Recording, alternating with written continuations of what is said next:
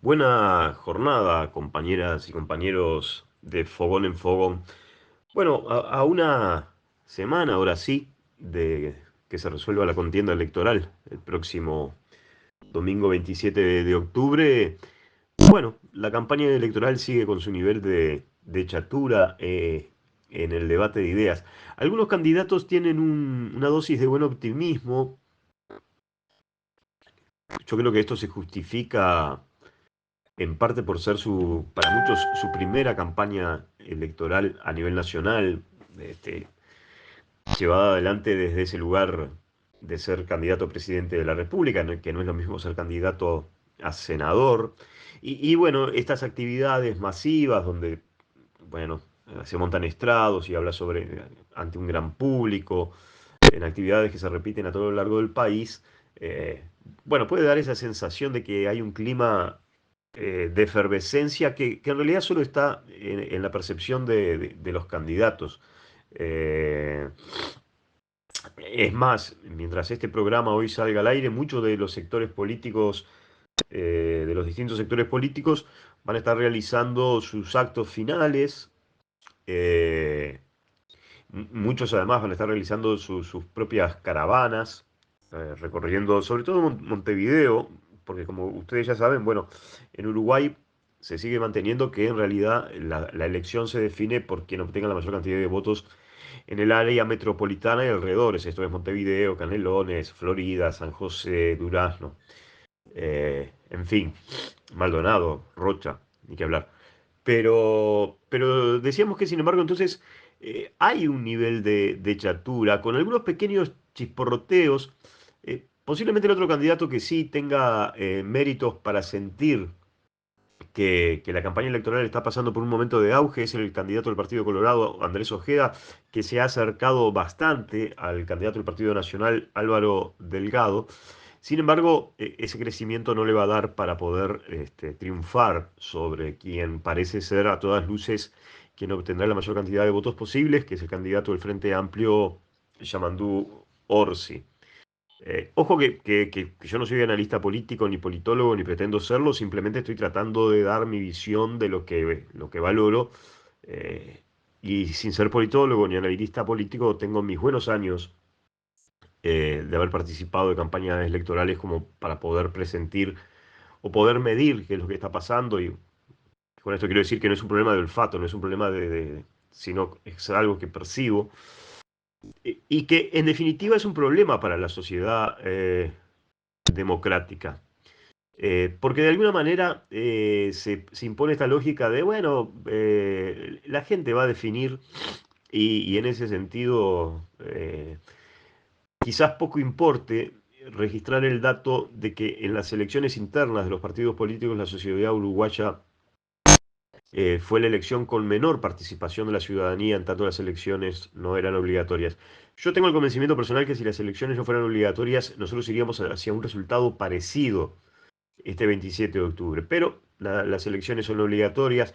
Me parece que tampoco es casual el alto porcentaje de indecisos que a esta altura de la campaña electoral aún hay, y que en realidad los indecisos se toman como esa gente que hay que salir a buscar, como las mojarritas que hay que salir a buscar con el calderín, sin tomar en cuenta que eso está dando señal de cierta disconformidad con la actividad política. Repetimos, una actividad política, una campaña electoral chata, podríamos decir que hasta más llena de consignas y ciertamente vacía de contenidos, que en el caso particular de los sectores políticos de la coalición republicana, léase desde los sectores que van desde la derecha hasta la centro derecha,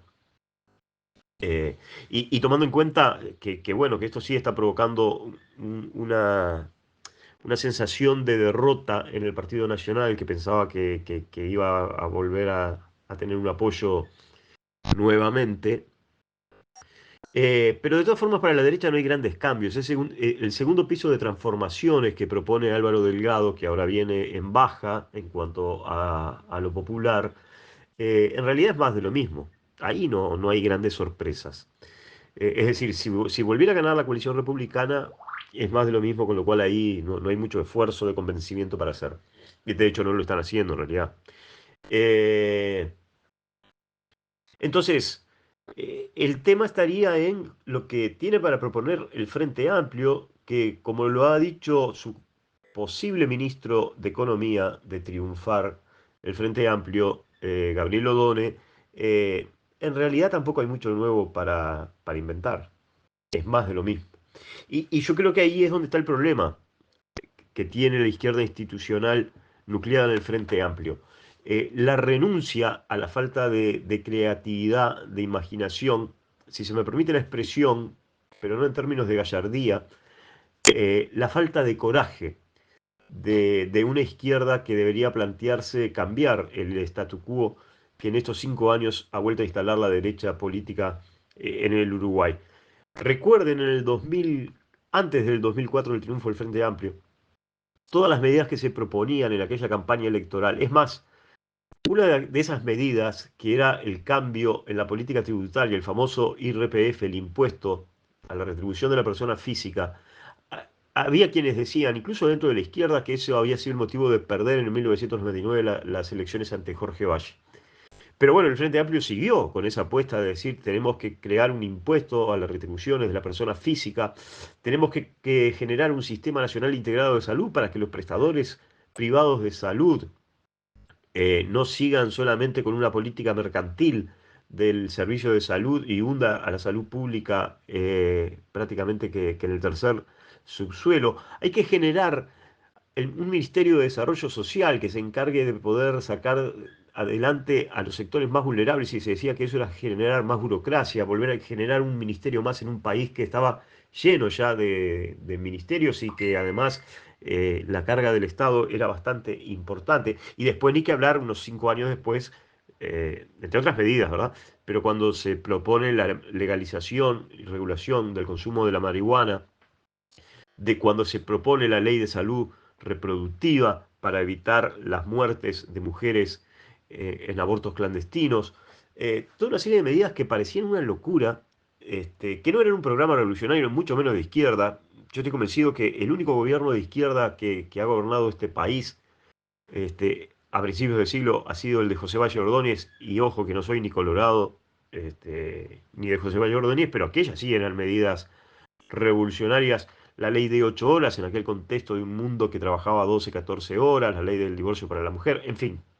Lo que quiero decir con esto, esta izquierda llega sin creatividad, sin imaginación, sin coraje para proponer una mínima reforma.